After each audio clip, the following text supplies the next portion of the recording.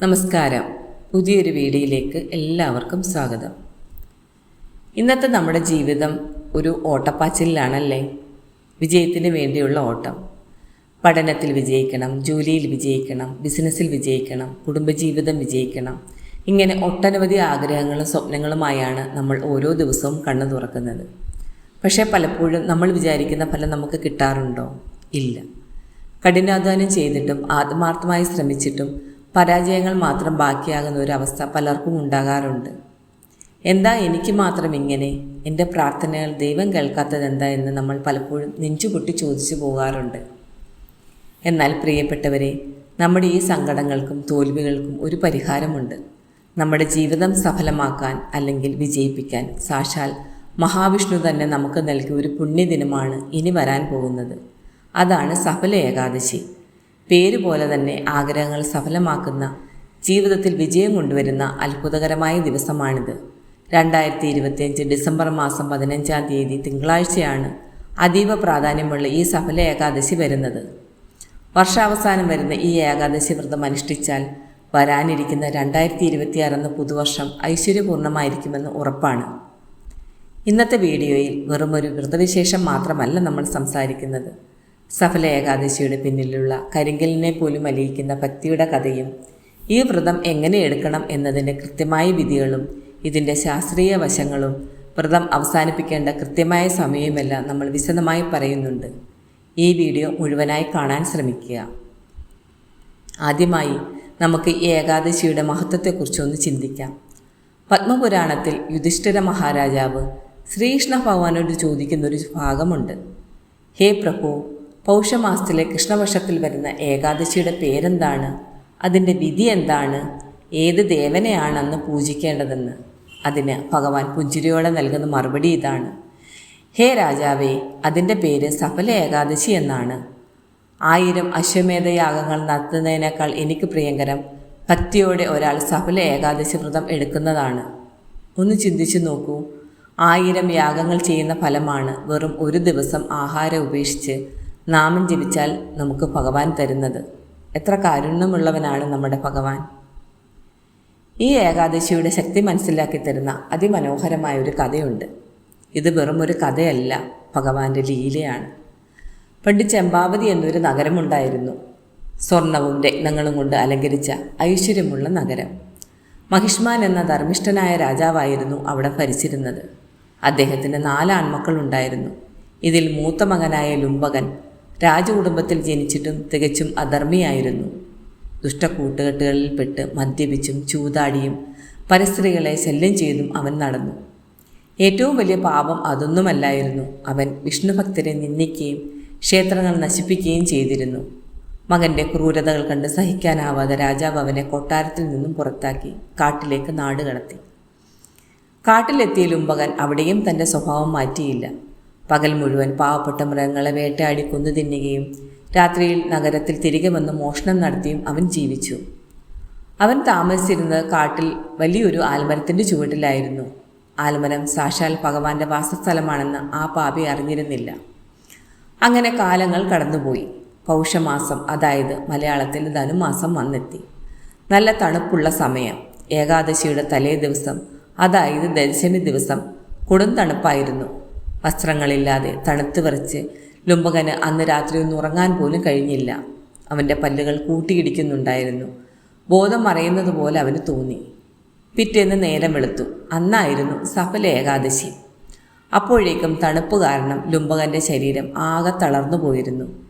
എഴുന്നേൽക്കാൻ പോലും പറ്റാത്ത അവസ്ഥ. വിശന്ന് വയറു കത്തുന്നുണ്ടെങ്കിലും എഴുന്നേറ്റ് മൃഗങ്ങളെ വേട്ടയാടാൻ അവന് ശക്തിയില്ലായിരുന്നു. അന്ന് പകൽ മുഴുവൻ അവൻ പട്ടിണി കിടന്നു. ഉച്ച കഴിഞ്ഞെപ്പോഴോ വിശപ്പ് സഹിക്കാൻ വയ്യാതെ അവൻ മരച്ചുവട്ടിൽ നിന്ന് എഴിഞ്ഞ് കുറച്ചു ദൂരം പോയി. അവിടെ കണ്ട കുറേ കാട്ടുപഴങ്ങൾ അവൻ പറിച്ചെടുത്തു. പക്ഷേ അപ്പോഴേക്കും സന്ധ്യയായിരുന്നു. ക്ഷീണം കാരണം ആ പഴങ്ങൾ കഴിക്കാൻ പോലും അവന് തോന്നിയില്ല. നിരാശനായ അവൻ ആ പഴങ്ങൾ ആൽമരത്തിൻ്റെ ചുവട്ടിൽ വെച്ചു. എന്നിട്ട് ആകാശത്തേക്ക് നോക്കി കരഞ്ഞുകൊണ്ട് പറഞ്ഞു: ഹേ ഭഗവാനെ, ഈ പഴങ്ങൾ അങ്ങ് സ്വീകരിച്ചാലുമെന്ന്. നോക്കൂ, അതവൻ ഭക്തിയോടെ പറഞ്ഞതല്ല, തൻ്റെ നിസ്സഹായാവസ്ഥ കൊണ്ട് പറഞ്ഞതാണ്. പക്ഷേ ആ നിമിഷം അവൻ ഭഗവാന് നിവേദ്യം സമർപ്പിക്കുകയായിരുന്നു. അന്ന് രാത്രിയിലും അവന് ഉറങ്ങാൻ കഴിഞ്ഞില്ല. വിശപ്പും തണുപ്പും കാരണം അവൻ ആൽമര ചുവട്ടിലിരുന്ന് നേരം വെളുപ്പിച്ചു. ഇവിടെ നമ്മൾ ശ്രദ്ധിക്കേണ്ട ഒരു കാര്യമുണ്ട്. അറിയാതെയാണെങ്കിലും ലുംബകൻ അവിടെ വലിയൊരു വ്രതം അനുഷ്ഠിക്കുകയായിരുന്നു. ഏകാദശി ദിവസം അവൻ ആഹാരം കഴിച്ചില്ല, അതായത് ഉപവാസം. അവൻ ഭഗവാന് പഴങ്ങൾ സമർപ്പിച്ചു, അതായത് നിവേദ്യം. രാത്രി ഉറങ്ങിയില്ല, അതായത് ജാഗരണം. പിറ്റേന്ന് ദ്വാദശി ദിവസം സൂര്യോദയത്തോടെ വലിയൊരു അത്ഭുതം അവിടെ നടന്നു. ആകാശത്ത് നിന്ന് ദിവ്യമായ ഒരു രഥം ആൽമര ചുവട്ടിലേക്ക് ഇറങ്ങി വന്നു. ആ സമയം ആകാശവാണി ഉണ്ടായി. ഹേ ലുംബക, സഫല ഏകാദശി വ്രതം അറിയാതെയാണെങ്കിലും അനുഷ്ഠിച്ചതിൻ്റെ ഫലമായി നിന്റെ പാപങ്ങളെല്ലാം നീങ്ങിയിരിക്കുന്നു. നിനക്ക് നിന്റെ രാജ്യം തിരികെ ലഭിക്കും. ആ നിമിഷം അവൻ്റെ ഉള്ളിലെ തിന്മകളെല്ലാം മാറി അവൻ പരിശുദ്ധനായി. പിന്നീട് അവൻ തിരികെ പോയി നല്ലൊരു ഭക്തനായി രാജ്യം ഭരിച്ചു. മഹാപാപിയായ ലുംബകൻ പോലും അറിയാതെ വ്രതമെടുത്തിട്ട് ഇതാണ് ഫലമെങ്കിൽ അറിഞ്ഞുകൊണ്ട് ഭക്തിയോടെ വ്രതമെടുക്കുന്ന നമുക്ക് ഭഗവാൻ എന്തൊക്കെ നൽകും ഒന്ന് ചിന്തിച്ചു നോക്കൂ. ഇനി 2025 ഡിസംബർ 15 വരുന്ന സഫല ഏകാദശി വ്രതം എങ്ങനെയാണ് ചിട്ടയായി അനുഷ്ഠിക്കേണ്ടതെന്ന് നോക്കാം. വ്രതം തുടങ്ങേണ്ടത് തലേ ദിവസം, അതായത് ഡിസംബർ 14 ഞായറാഴ്ച ദശമി ദിവസം മുതലാണ്. ഞായറാഴ്ച രാത്രി അരിയാഹാരം ഒഴിവാക്കി ഗോതമ്പോ പഴങ്ങളോ കഴിച്ച് വ്രതത്തിന് തുടക്കം കുറിക്കാം. ബ്രഹ്മചര്യം പാലിക്കണം, മനസ്സ് ശുദ്ധമായിരിക്കണം. ഡിസംബർ 15 തിങ്കളാഴ്ചയാണ് ഏകാദശി. അന്ന് വെളുപ്പിനെ സൂര്യോദയത്തിന് മുൻപ്, അതായത് ഏകദേശം 5 മണിക്ക് എഴുന്നേൽക്കുക. കുളിച്ചു ശുദ്ധിയായി വെളുത്ത വസ്ത്രം ധരിക്കുന്നത് ഉത്തമമാണ്. അന്ന് രാവിലെ വിഷ്ണു ക്ഷേത്രത്തിൽ ദർശനം നടത്താൻ സാധിക്കുന്നവർ തീർച്ചയായും പോകുക. ക്ഷേത്രത്തിൽ പോകാൻ പറ്റാത്തവർ വീട്ടിലെ പൂജാമുറിയിൽ വിളക്ക് കൊളുത്തുക. സഫല ഏകാദശിയിൽ ഏറ്റവും പ്രധാനം ഭഗവാന് നൽകുന്ന നിവേദ്യമാണ്. ലുംബകൻ്റെ കഥയിൽ നമ്മൾ കേട്ടല്ലോ, പഴങ്ങൾ സമർപ്പിച്ചാണ് അവൻ ഭഗവാനെ പ്രീതിപ്പെടുത്തിയത്. അതുകൊണ്ട് മാതളം, നാരങ്ങ, നാളികേരം, പേരയ്ക്ക, വാഴപ്പഴം തുടങ്ങിയ ഏതാണോ നിങ്ങൾക്ക് സൗകര്യപ്രദം അത് ഭഗവാന് സമർപ്പിച്ച് പ്രാർത്ഥിക്കുക. ഭക്ഷണം പൂർണ്ണമായി ഉപേക്ഷിച്ച് പച്ചവെള്ളം പോലും കുടിക്കാതെ നിർജ്ജലവ്രതം എടുക്കുന്നതാണ് ഏറ്റവും ശ്രേഷ്ഠം. എന്നാൽ എല്ലാവർക്കും അത് സാധിക്കണമെന്നില്ല. ആരോഗ്യം അനുവദിക്കാത്തവർക്ക് അല്ലെങ്കിൽ ജോലിക്ക് പോകുന്നവർക്ക് സജലവ്രതം എടുക്കാം, അതായത് വെള്ളം കുടിക്കാം. അതുമല്ലെങ്കിൽ ഫലാഹാരവ്രതം എടുക്കാം, അതായത് പഴങ്ങളും പാലും കഴിക്കാം. പക്ഷേ ഒരു കാര്യം പ്രത്യേകം ശ്രദ്ധിക്കുക. അരി, ഗോതമ്പ്, ഉഴുന്ന് തുടങ്ങിയ ധാന്യങ്ങൾ കർശനമായി ഒഴിവാക്കണം. അന്നത്തിൽ പാപം കുടികൊള്ളുന്ന ദിവസമാണ് ഏകാദശി. പകൽ സമയം ഉറങ്ങാൻ പാടില്ല. പരമാവധി സമയം ഭഗവാന്റെ നാമജപത്തിനായി മാറ്റിവെക്കുക. മൊബൈൽ ഫോണും ടിവിയും ഒഴിവാക്കി മനസ്സ് ഭഗവാനിൽ നിർത്തുക. മറ്റുള്ളവരെ കുറ്റം പറയുകയോ ദേഷ്യപ്പെടുകയോ ചെയ്യരുത്.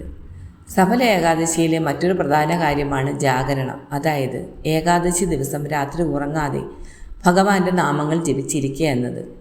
ലുംബകന് മോക്ഷം കിട്ടിയത് അവൻ രാത്രി ഉറങ്ങാതെ ഇരുന്നത് കൊണ്ടാണ്.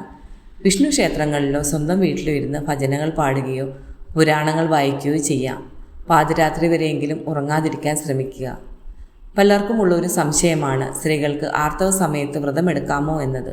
ആർത്തവ സമയത്ത് ക്ഷേത്രത്തിൽ പോകാനോ പൂജ ചെയ്യാനോ പാടില്ല. എങ്കിലും മാനസികമായി വ്രതമെടുക്കാം, ഭക്ഷണം നിയന്ത്രിക്കാം, മനസ്സിൽ നാമം ജപിക്കാം.